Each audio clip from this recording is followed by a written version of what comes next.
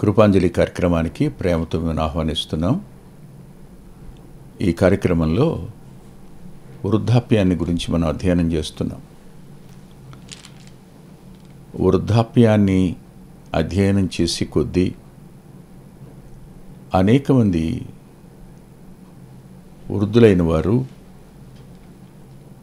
వారి ఆరోగ్యాలు, కుటుంబంలో వారి పరిస్థితులు ఎవరికి చెప్పుకోలేనివి, దుఃఖంతో పైకి మౌనంగా ఉన్నవారు అనేకులు కనిపిస్తూ ఉండగా ఎవరో ఒకరిద్దరు మాత్రం దుఃఖంతో బయటికి చెప్పుకునేవారు కనపడతారు. ఒక్కొక్క కుటుంబం ఒక్కొక్క కథ. చాలామంది మా పిల్లలు నువ్వేం సంపాదించావని అడుగుతున్నారయ్యా, నువ్వేమిచ్చావు మాకు అని అంటున్నారయ్యా. వాళ్ళు మేము పడిన కష్టాన్ని అర్థం చేసుకోవట్లా, మేము వారిని పెంచిన తీరును అర్థం చేసుకోవట్లా. నువ్వు కన్న పిల్లలందరినీ నేనే చూశానని ఒకరంటే, మరొకరు వాళ్ళందరినీ పైకి తెచ్చింది నేనేని అంటున్నారు. కానీ దాని వెనక ప్రయాసపడిన తల్లిదండ్రులమైన మేము మాత్రం వారు ఎవ్వరికీ జ్ఞాపకం లేరు అని బాధపడేవారు కనపడుతున్నారు. ఇలా ఆస్తిపాస్తులు సంపాదించి ఇస్తేనే అమ్మ నాన్నలా? ఆలోచించండి ఒకసారి. సమాజంలో ఓ మంచి పేరు కుటుంబానికి వారి వల్ల కలిగితే అదే కదండి నిజమైన ఆస్తి. తల్లిదండ్రులకు మించినటువంటి ఆస్తి ఇంకేముంది? తల్లిదండ్రులు ఇచ్చిన గౌరవం కంటే మించిన ఆస్తి ఉంది? వారు మనకి నేర్పిన సంస్కారానికి మించిన ఆస్తి ఉందో మీరు చెప్పండి. ఆస్తి ఇవ్వలేదు, ఆస్తి సంపాదించలేదు, మా అంతటి మేమే పైకి వచ్చాం, మాకు మేమే కష్టపడ్డాం. మంచిది, మీరు కష్టపడ్డారు, పైకి వచ్చారు. కానీ ఆ కష్టించే తత్వాన్ని నేర్పింది ఎవరు?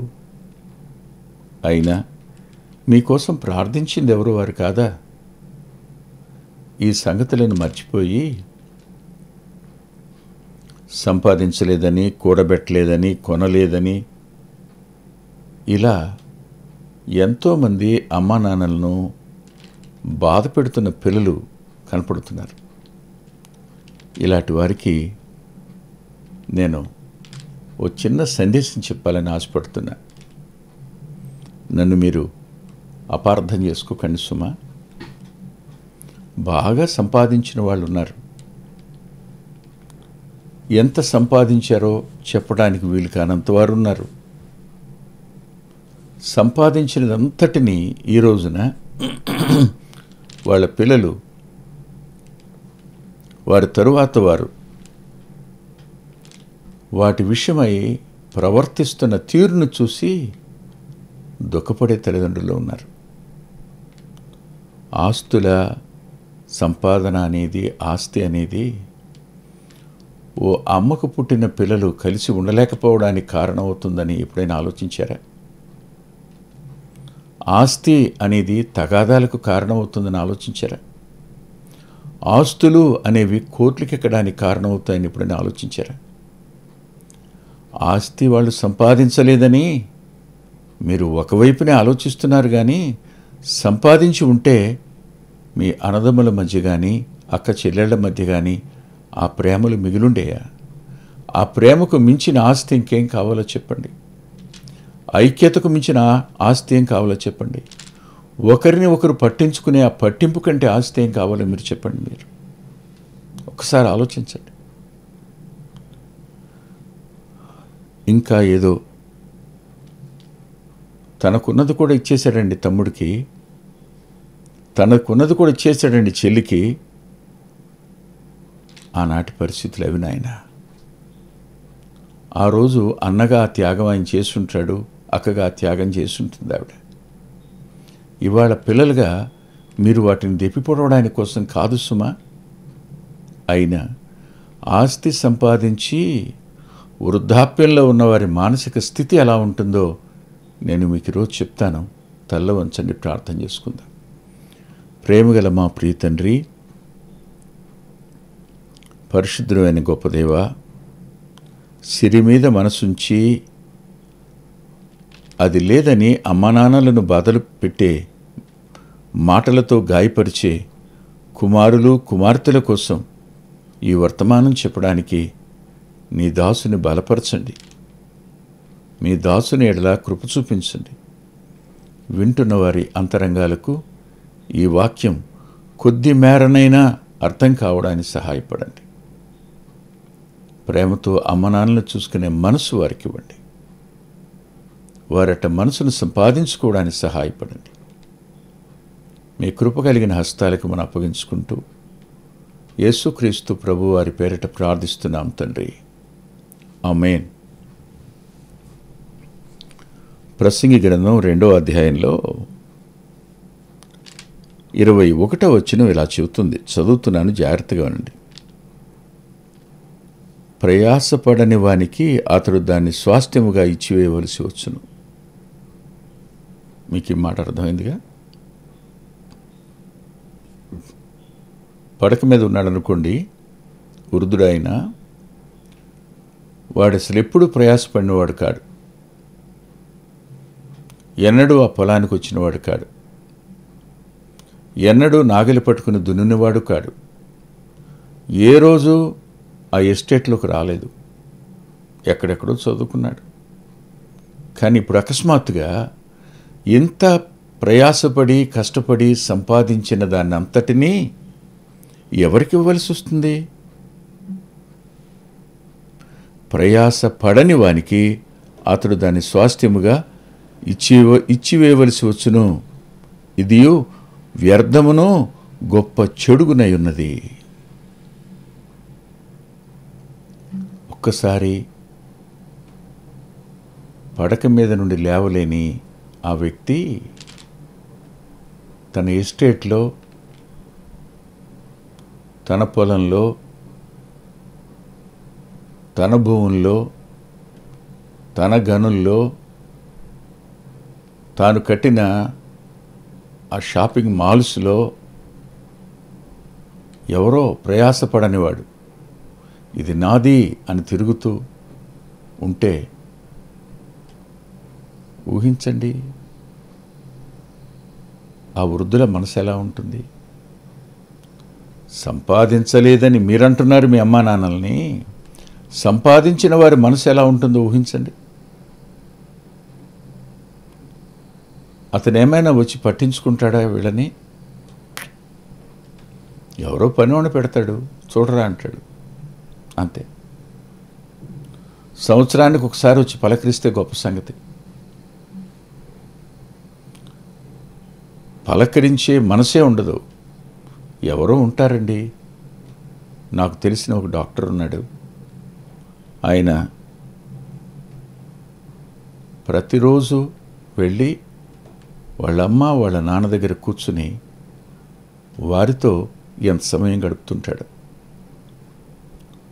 ఆయన చాలా ప్రాక్టీస్ ఉంటుంది ఆయనకి. వారి ఆస్తులు సంపాదించారు తల్లిదండ్రులు. వారి వృద్ధాప్యంలో వాళ్ళ దగ్గరికి వెళ్ళి కూర్చుని వాళ్ళతో మాట్లాడుతూ, వాళ్ళతో సంభాషిస్తూ, వాళ్ళని పట్టించుకుంటూ ఉండడం నిజంగా ఆశ్చర్యం. అలాంటి వాడు ఎక్కడో ఉంటారు, రేర్. కానీ అసలు ప్రయాసపడని వ్యక్తికి ప్రయాసపడి సంపాదించిందంతా అప్పగించవలసి వచ్చినప్పుడు ఆ వృద్ధుని మనసు ఎలా ఉంటుందో ఒక్కసారి ఊహించండి మీరు. ప్రయాసపడని వానికి ఇచ్చివేయవలసి వచ్చును అంటే ఇంకా దాని మీద ఇతనికేముంటుంది? లేచి నడవలేడు కదా, ఇక వెళ్ళలేడు, కూర్చోలేడు, చెప్పలేడు, చేయలేడు, చేయించను లేడు. ఎవరో ఏం చేస్తున్నారో, ఎలా చేస్తున్నారో, వాటి ఆనుపానులన్నీ ఎరిగినవాడైనా ఆశాంతం ఎలా జరగాలో ఒక ప్రణాళిక సిద్ధపరిచి ఇప్పటి వరకు జరిగిస్తున్నవాడు ఇప్పుడు మూలన పడ్డాడు. ఎవరు చూస్తారు? అసలు ప్రయాసే లేనివాడికి ఆస్తి యొక్క విలువ ఏమర్థమవుతుందో చెప్పండి. దాని విషయమై పట్టింపు అతనికి ఎందుకుంటుంది? అతడు సంపాదించిన వాని అంత జాగ్రత్తగా వాడవుతాడా? కాకపోతే ఆ వృద్ధులు మానసికంగా ఎంత కృంగిపోతూ ఉంటారో ఒకసారి ఆలోచించండి. అంతేకాదు, సంపాదించిన వాటి కోసం పిల్లలు ఒకరికొకరు శత్రువులైపోతున్నారని వింటే ఏ అమ్మా నాన్న మనసైనా ఎలా ఉంటుందో ఊహించండి ఒకసారి. మీరే ఊహించండి. దుఃఖమే కదా. ఇది మొదటి మాట. ఇక రెండవ మాట ఇంకా కొంచెం పెద్ద మాట. అది కూడా ప్రసంగి గ్రంథంలోనే 2వ అధ్యాయంలో 21వ వచనంలోనే రాసి ఉంటుంది. అదేమిటంటే, దాని కొరకు ప్రయాసపడని వానికి అతడు దానిని స్వాస్థ్యముగా ఇచ్చివేయవలసి వచ్చును. స్వాస్థ్యముగా ఇచ్చివేయవలసి వచ్చును అనే పదం అంటే శాశ్వతమైన హక్కులతో వానికి వాని పిల్లల పిల్లలకు చెందేట్టుగా ఇవ్వవలసిన పరిస్థితి ఏర్పడుతుంది. వాళ్ళు కష్టపడ్డారా? లేదు. వాళ్ళ పిల్లలు ప్రయాసపడ్డారా? లేనే లేదు. కానీ స్వాస్థ్యంగా వాళ్ళకి ఇచ్చివేయవలసి వస్తుంది అన్నప్పుడు ఒక్కసారి వెనుతిరిగి ఆలోచించుకుంటాడు. ప్రయాసపడని వానికి ఇచ్చివేయవలసి వస్తుంది, ప్రయాసపడని వానికి స్వాస్థ్యంగా ఇచ్చివేయవలసి వస్తుంది. కానీ తానెలా ప్రయాసపడి ఉంటాడు? ఒక్కసారి పడక మీద ఉండి వెనుతిరిగి ఆలోచన చేస్తున్నప్పుడు చూడండి, జ్ఞానముతోనూ 21వ వచనము తెలివితోనూ యుక్తితోనూ ప్రయాసపడి పనిచేస్తాడు. పనిచేసి దాన్ని సంపాదిస్తాడు. తాను ఎంత ప్రయాసపడ్డాడు, తానంత తెలివితేటలు చూపించాడు, కష్టపడేటప్పుడు ఎంత జ్ఞానం వినియోగించాడు, మోసం చేసేవారి యుక్తి నుండి తప్పించుకోవడానికి ఎంత జాగరూకత వహించాడు. ఇంత చేసి సంపాదించి ఇప్పుడు దాన్ని చూడడానికి వెళ్ళే అవకాశం కూడా అతనికి ఉండదు.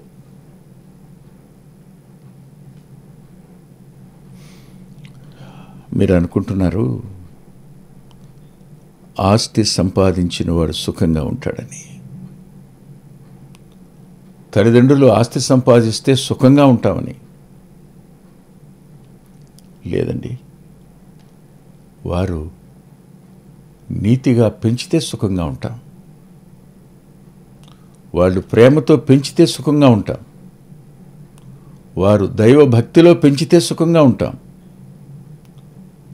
వారు వారి వ్యక్తిగత జీవితం ద్వారా మనకు దేవునికి వ్యక్తిగత సంబంధాన్ని చూపించేటంత ప్రభావం వారి వల్ల మన మీద పడితే మనం సుఖంగా ఉంటాం, మన పిల్లలు సుఖంగా ఉంటారు.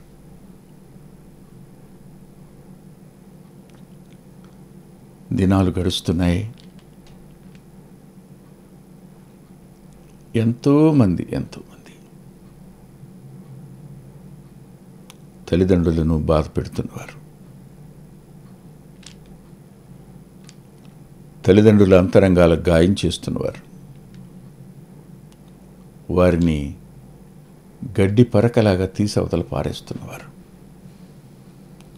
ఇలాంటి పిల్లలు అలా చేయడానికి గల కారణాలు వారి మనసు తెరిస్తే అర్థమవుతుంది.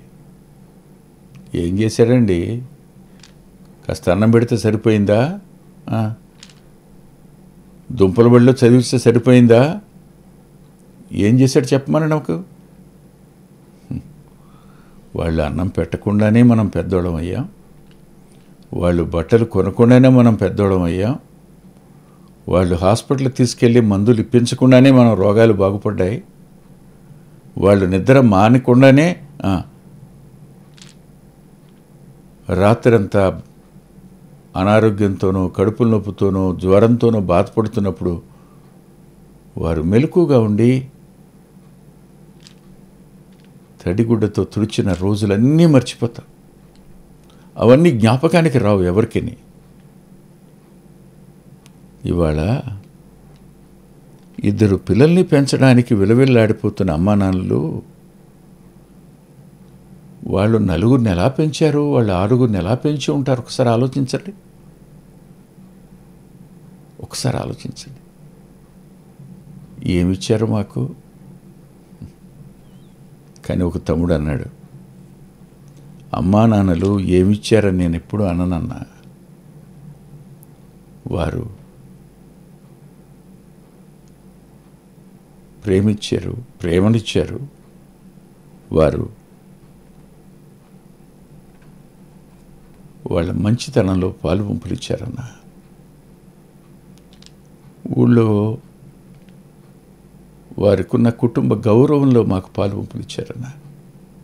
అదే మా గొప్ప ఆస్తి. 100 ఎకరాలు ఉన్నవాడి కంటే మా ఊళ్ళో మాకే గౌరవం ఎక్కువ అని చెప్పిన తమ్ముళ్ళున్నారు. ఈరోజు పడక మీద నుండి నువ్వు లేపితే తప్ప లేవలేని నాన్న, నువ్వు అన్నం తినిపిస్తే తప్ప తినలేని అమ్మను నువ్వు ఏమిచ్చావు, ఏమి సంపాదించావు, ఏమి ఆస్తి దాచావు, ఏం బంగారం ఇచ్చావు? ఈ మాటలు మాట్లాడి వారిని దుఃఖపరచడం న్యాయం కాదని మరోసారి నేను సహృదయంతో మనవి చేస్తున్నాను. ఇంకా ఊసులు దయచేసి ఎత్తకండి. ఆస్తి సంపాదించారు అని అనుకుంటున్నారు కదా మీరు. ఆస్తి సంపాదించిన వారి బాధ ఎలా ఉంటుందో 3వ మాట కూడా నేను మీకు చూపిస్తాను. దయచేసి ఇదే ప్రసంగి గ్రంథం 2వ అధ్యాయం 19వ వచనం చూడండి ఏముందో.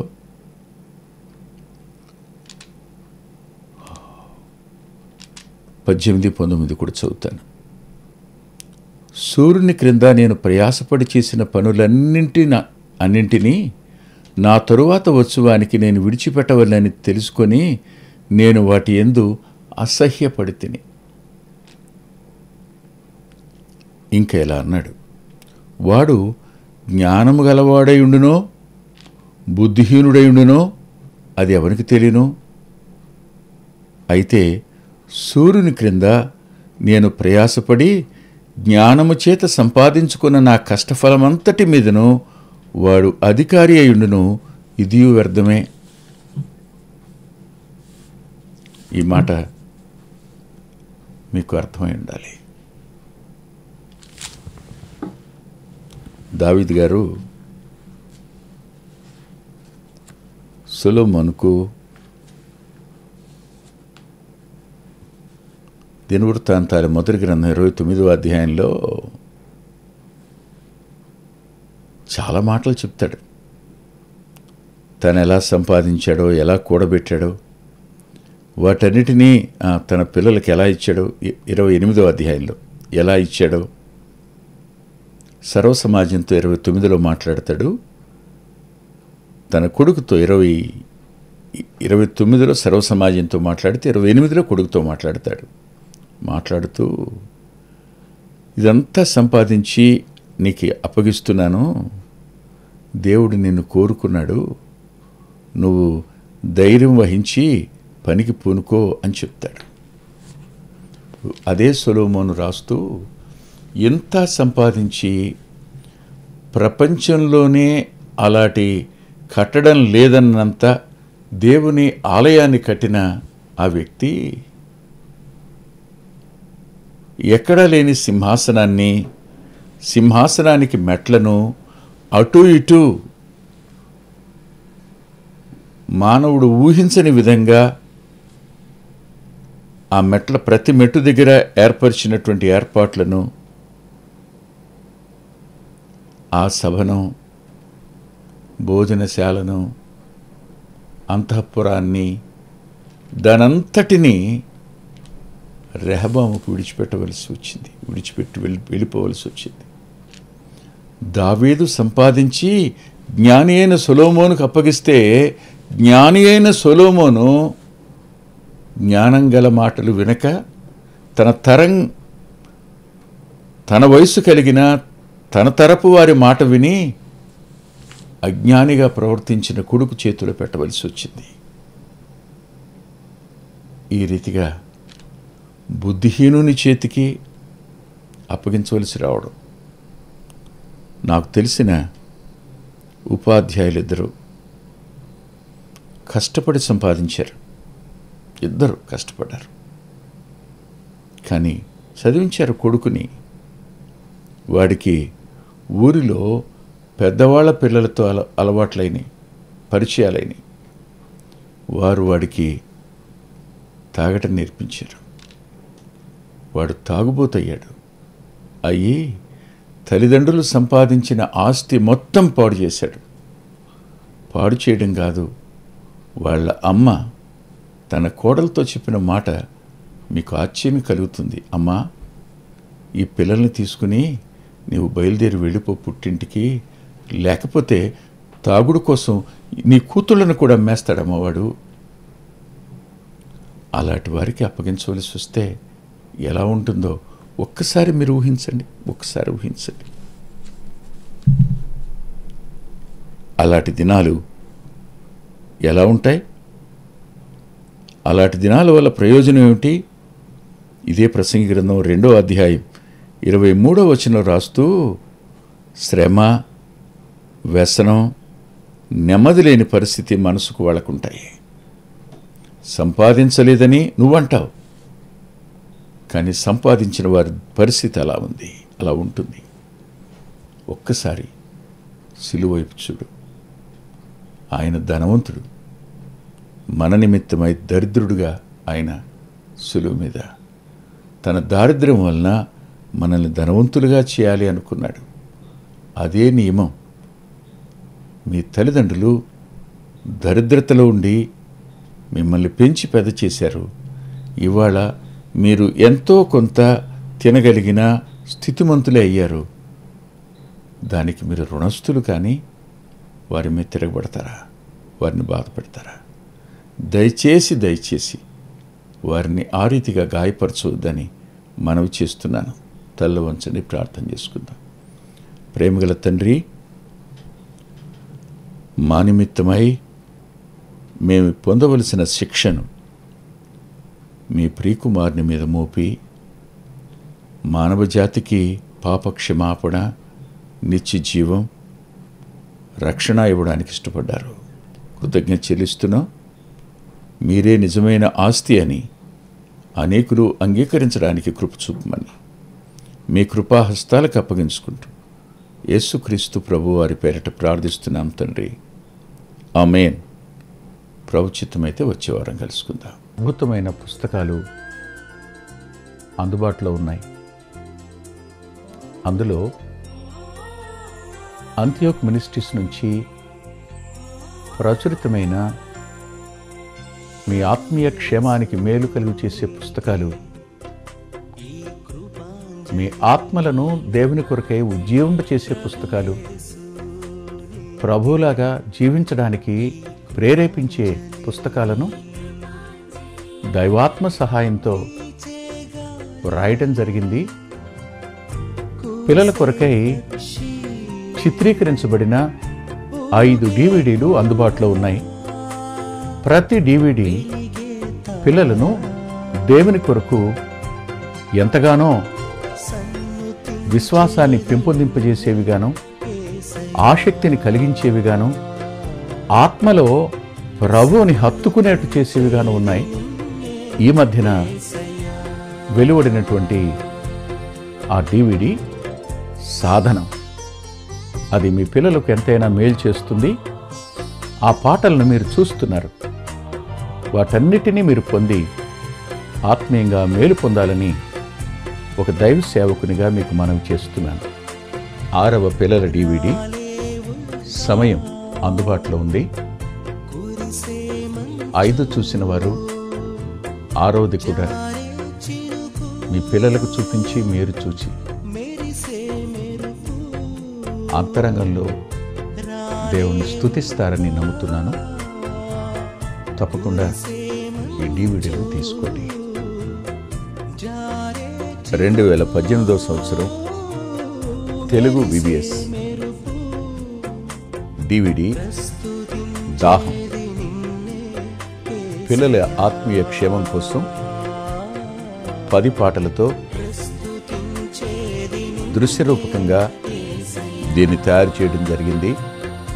తప్పనిసరిగా ఈ DVD తీసుకోండి. పిల్లలకు వీటిని పరిచయం చేయండి. ఈ పాటలు మీ పిల్లలకు నేర్పండి. మీ సండే స్కూల్లో ఈ పాటలు నేర్పడం మర్చిపోకండి. నూతనంగా వచ్చిన పిల్లల DVD ఐక్యత అనే టైటిల్ పెడదామనుకున్నాం, కానీ కలిసి ఉందాం అనేటువంటి టైటిల్ని పెట్టడం జరిగింది. కలిసి ఉందాం, అది పిల్లలకు ఎంతో ప్రయోజనకరమైన DVD.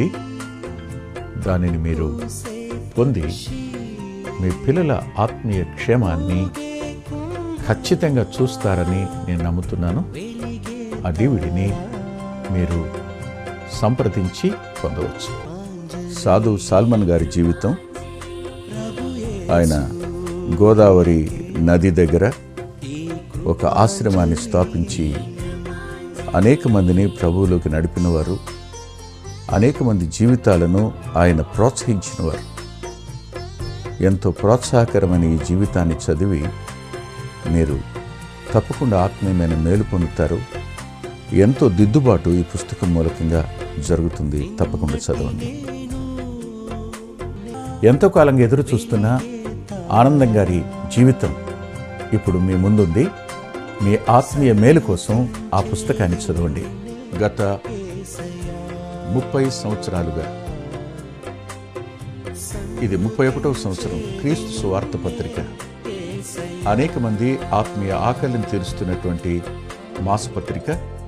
ఈ పత్రికను మీరు పొంది మీ ఆత్మీయ జీవితాలకు మేలు కలుగు చేసుకుంటారని హృదయపూర్వకంగా మీకు సిఫార్సు చేస్తున్నాను. ప్రభు యేసు నీకే ఈ కృపాంజలి, ప్రభు యేసు నీకే ఈ కృపాంజలి. వీచే గాలి, కూసే పక్షి, ఊగే కుంభ, వెలిగే తారా, సన్నుతించేది నిన్నే. మా చిరునామా కృపాంజలి, బ్రదర్ పిల్లా వెంకటరత్నం, రామచంద్రపురం రోడ్, గుడివాడ, కృష్ణా జిల్లా, Andhra Pradesh. Our address: Krupanjali, brother Pilla Venkataratnam, Ramachandrapuram road, Gudivada, Krishna district, Andhra Pradesh. Phone number 9490504299 9490504299. రాలేవుగా కురిసే మంచు, జారే చిరుకు, మెరిసే మెరుపు.